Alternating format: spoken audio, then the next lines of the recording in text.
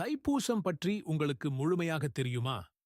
தைப்பூசம் என்பது முருகன் பக்தர்கள் மிகவும் சிறப்பாக கொண்டாடும் ஒரு முக்கியமான திருவிழா.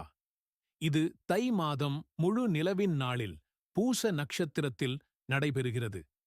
சிவபெருமான் தேவர்களுக்காக சூரபத்மன் என்னும் அசுரனை அழிக்க தன் நெற்றிக் கண்ணைத் திறந்தார். அவற்றிலிருந்து 6 முருகன் வந்தனர். முருகனுக்காக அர்ப்பணிக்கப்பட்ட இந்த திருவிழா சிவபெருமான் பார்வதிக்கு முருகனைப் பற்றி எடுத்துச் சொன்ன நாளாகும். 6 முருகனையும் பார்வதி தேவி ஒன்றாக சேர்த்தார்.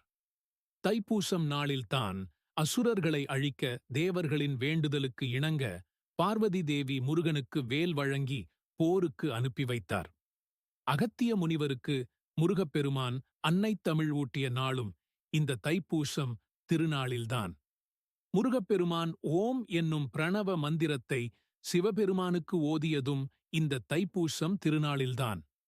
அன்னை பார்வதி தேவியும் சிவபெருமானும் தாண்டவம் ஆடியதும் இந்த தைப்பூசம் திருநாளில்தான்.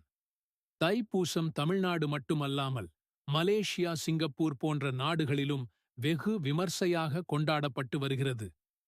இந்த தைப்பூசம் திருநாளில் பக்தர்கள் 48 நாட்கள் விரதமிருந்து வருகிறார்கள்.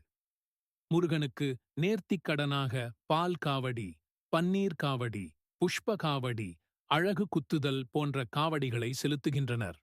உங்களுக்கு தெரிந்த தைப்பூசம் வழிபாடு வரலாறு கீழ கமெண்ட்ல சொல்லுங்க. நன்றி.